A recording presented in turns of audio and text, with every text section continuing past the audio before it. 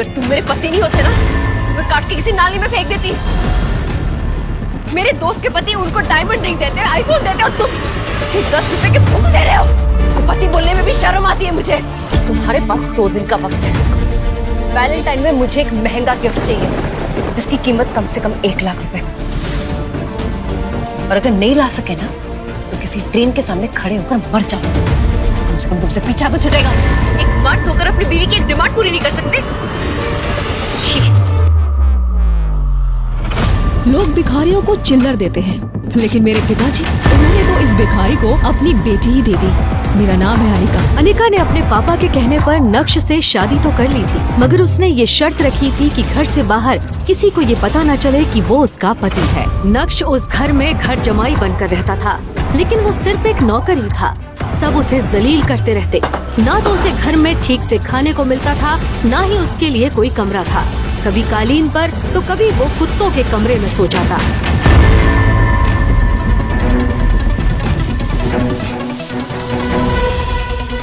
ये तो जिमी शू सैंडल है। ये 10 लाख के आते हैं। तुम कहाँ से लाए? वो मैं दरअसल ये ओरिजिनल नहीं है, बल्कि उस महंगी वाली सैंडल की कॉपी है। ये यही मार्केट से खरीदी मैंने। ये नकली है। और सैंडल्स की क्वालिटी देखकर अनिका को नक्श पर थोड़ा शक हुआ। मैम, आप मिस्टर भानुशाली जी की दोस्त हैं? मैम, आपके हाथ में जो ये बॉक्स है, ये जिमी शू सैंडल्स का है। ये स्पेशल एडिशन है। मैम, ये जो डिजाइन है, ये जो कट है, एंड ये जो लोगो है, इसका नकली बनना इम्पॉसिबल है। इंडिया में कल ही दूसरा पीस बिका है जो मिस्टर भानुशाली जी ने लिया है। क्या नक्श ही है मिस्टर भानुशाली, या नक्श ने चुराए हैं ये सैंडल्स? कहां से आए हैं ये लाखों के सैंडल्स बेरोजगार नक्श के पास? क्या है नक्श की असलियत? अगर वो इतना अमीर है तो क्यों रहता है अपनी ससुराल में घर जमाई बनकर? ये सब कुछ अब अनिका के दिमाग में चल रहा था, पर उसे विश्वास था कि कुछ ना कुछ जुगाड़ करके नक्श ये सैंडल्स उसके लिए लाया होगा। कुछ दिन बाद अनिका उस सैंडल्स को भूल गई। एक सुबह नक्श घर के लिए सब्जी लेने बाहर गया था। तभी अनिका जल्दी रेडी होकर घर के हॉल में आ गई और गुस्से से चिल्लाने लगी। नक्श, मम्मी, नक्श कहाँ है? ये आदमी हमेशा काम के समय गायब हो जाता है। आज ही मैं सोच रही थी इसे अपने साथ ऑफिस ले चलूं। महाशय तो घर पे ही नहीं है। कहाँ थे तुम नक्श?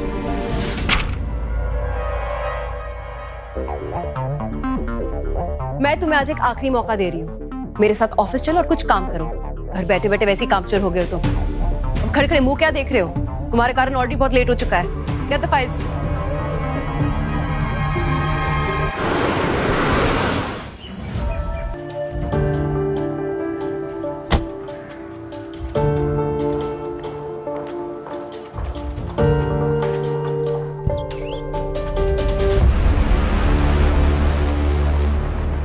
यार अनिका, कहाँ रह गई थी?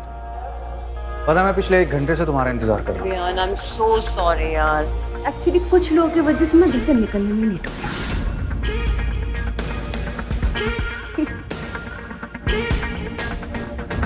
तुम्हारे लिए साची से लहंगा लेकर आया हूँ। तो ये वही लहंगा है जो दीपिका ने अपनी शादी में पहना था। माय गॉड, कितना सुंदर लहंगा है ये। तुम ये मेरे लिए लाए हो? Thank you for the gift. Thank you. ये पूरे 20 लाख की ड्रेस है। 20 लाख? तुम्हें पता है यही लहंगा चाहिए था। अब देखना, पूरी शादी में मेरी चर्चा होगी कि अनिका ने भावे साची का लहंगा पहना था, बिल्कुल सेलिब्रिटीज की तरह। सही कहा तुमने। और वैसे भी तुम किसी सेलिब्रिटी से कम होते हो। विहान अनिका को इम्प्रेस करने की पूरी कोशिश कर रहा था।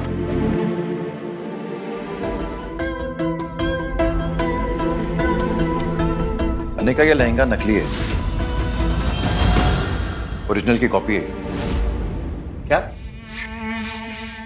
क्या बकवास कर रहे हो तुम? और तेरी हालत देखकर तो ऐसा लग रहा है कि तेरे पास शर्ट खरीदने के भी पैसे नहीं हैं। और तूने कभी भव्य साची का नाम सुना है? इस लहंगे को तू नकली बता रहा है। ओरिजिनल में सिल्क यूज किया गया है और इसका डिजाइन भी थोड़ा डिफरेंट है। मटेरियल काफी हल्का यूज किया इसमें भव्य साची की स्पेलिंग में जो पहला लेटर है वो कैपिटल में लिखा है, जबकि ओरिजिनल में तो वो छोटा आता है। ऐसे नकली लहंगे मार्केट में 5-5 हजार रुपए के बिकते हैं। लगता है मेरे दोस्त ने मुझसे झूठ बोला है। मैं उसे छोड़ूंगा नहीं। मैंने तुम्हारे लिए ओरिजिनल भव्य साची का लहंगा मंगवाया था। मैं भला तुम्हें नकली लहंगा क्यों दूंगा?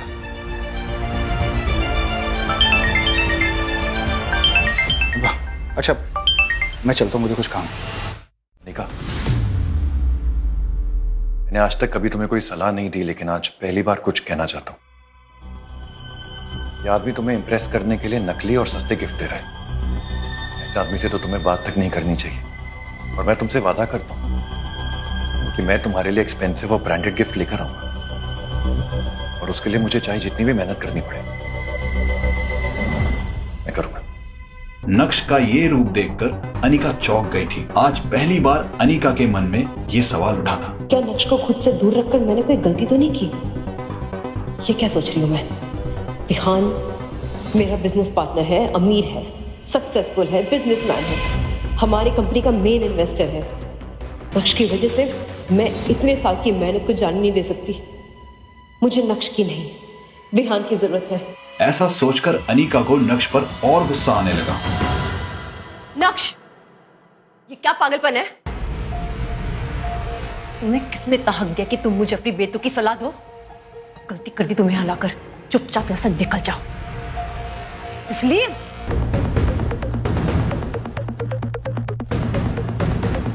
रुक, ज्यादा कहाँ है? मुझे कब से आवाज दे रहा हूँ, सुनाई नहीं देता? बहरा है क्या? तूने मेरे ही सामने मेरे गिफ्ट का मजाक उड़ाया। अगर तू खुद को भी बेच देगा ना, वैसा गिफ्ट खरीद नहीं पाएगा। और दूसरी बात, तुझे तेरी औकात पता होनी चाहिए। तू साला गरीब भिखारी, घर जमाई, मुझसे जबान लड़ाता है। नक्श अभी भी सबके सामने हंगामा करने के मूड में नहीं था, लेकिन जब कोई अपनी खामोशी का फायदा उठाने लगता है तो बोलना जरूरी हो जाता है। पहली बात, ये जो पीछे खड़ी है ना, ये बीवी है मेरी, इसलिए अच्छा होगा कि तू उससे दूर ही रहे। दूसरी बात, मेरी बीवी को तुझ जैसे इंसान से कुछ भी लेने की कोई जरूरत नहीं है, उसे मैं खुद ला कर दूंगा। इसलिए अपना ये ढोंगी दिखावा बंद कर ना। तीसरी बात, जब औकात ना हो ना, चुप रहना चाहिए, समझा? अनिका भी ऑफिस के अंदर चली गई। अनिका गुस्से से आग बबूला हो रही थी, और वो जितना नक्श के बारे में सोच रही थी, उसका गुस्सा उतना ही बढ़ता जा रहा था।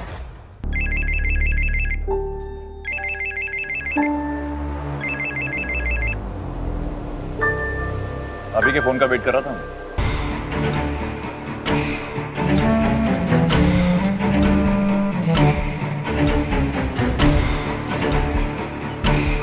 मुझे किसी से भी मिलने में कोई तकलीफ नहीं है, लेकिन आपको मेरी 2 शर्तें और पूरी करनी होगी। पहली तो यह कि मुझे आज के आज भव्य साची का लहंगा चाहिए, जिसकी कीमत 1 करोड़ है। और दूसरी, वो शर्त मैं आपको मैसेज कर रहा हूं, ये शर्त भी उतनी ही खास है। और हाँ, याद रहे, काम जल्दी हो जाना चाहिए। फोन रखते ही नक्श ने देखा कि उसे एक एड्रेस आया था। वो एड्रेस गोल्डन पार्क सोसाइटी का था। बॉस चलोगे? बॉस, हाँ? गोल्डन पार्क सोसाइटी चलोगे? अरे, गोल्डन पार्क सोसाइटी? हाँ? अब नक्श है, इंस्टा एम्पायर वाले। क्या आपको पता नहीं है? इंस्टा एम्पायर का हीरो है नक्श, वो भी गोल्डन पार्क सोसाइटी जा रहा है। पता है, उसने सबके सामने विहान की असलियत बता दी।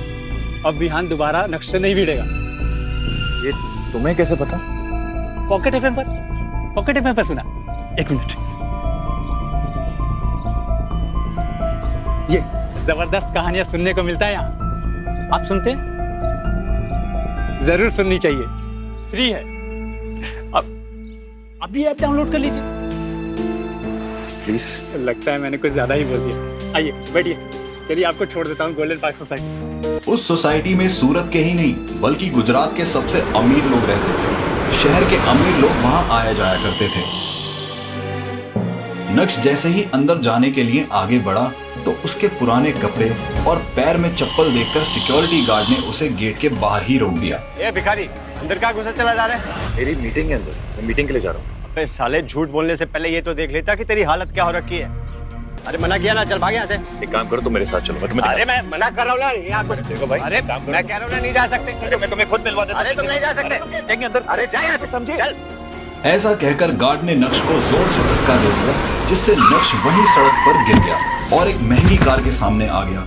उस कार ने तेजी से ब्रेक लगाए और नक्श गाड़ी के नीचे आने से बच गया।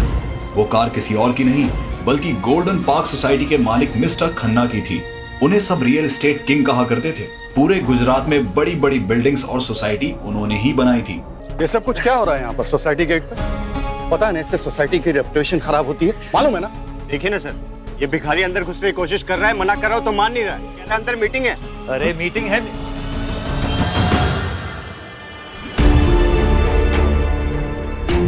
Sir I am so sorry, मुझे पता नहीं था कि आप हैं, नहीं तो मैं खुद चला था सर आपको लेने के लिए।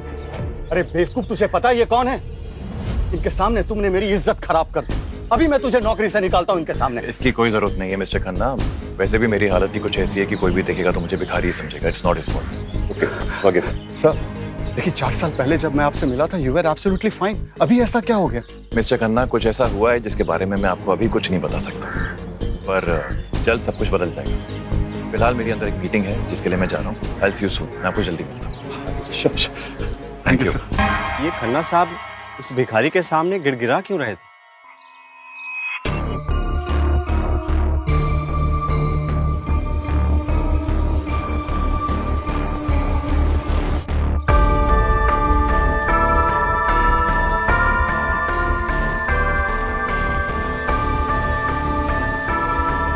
तुमने मुझे पहले क्यों नहीं बताया कि मुझे इस इंसान के साथ मीटिंग करनी है?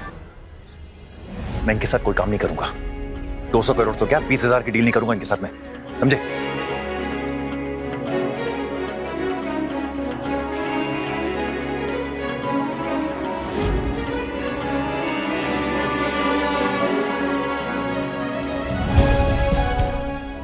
कौन था ये इंसान जिससे डरकर छुप रहा था नक्श? क्या नक्श सच में गरीब है? तो कैसे वो 200 करोड़ रुपए की डील कर रहा है? और अगर नक्श अमीर है तो क्यों वो रह रहा है गरीबों की तरह अपने ससुराल में? क्या होगा जब अनिका को पता चलेगी नक्श की हकीकत? क्यों हुई नक्श की शादी अनिका के साथ? इन सभी सवालों का जवाब पाने के लिए बस अपनी स्क्रीन पर नीले बटन को क्लिक करें, फिर प्ले स्टोर खोलने के बाद पॉकेट FM ऐप इंस्टॉल करें और फिर अपने मोबाइल नंबर से रजिस्टर करें। अब आप पॉकेट FM की ढेरों मजेदार कहानियाँ सुन सकते हो। सुनने के लिए तुरंत डाउनलोड करें पॉकेट FM और सुने ये दिलचस्प कहानी इंस्टा एम्पायर।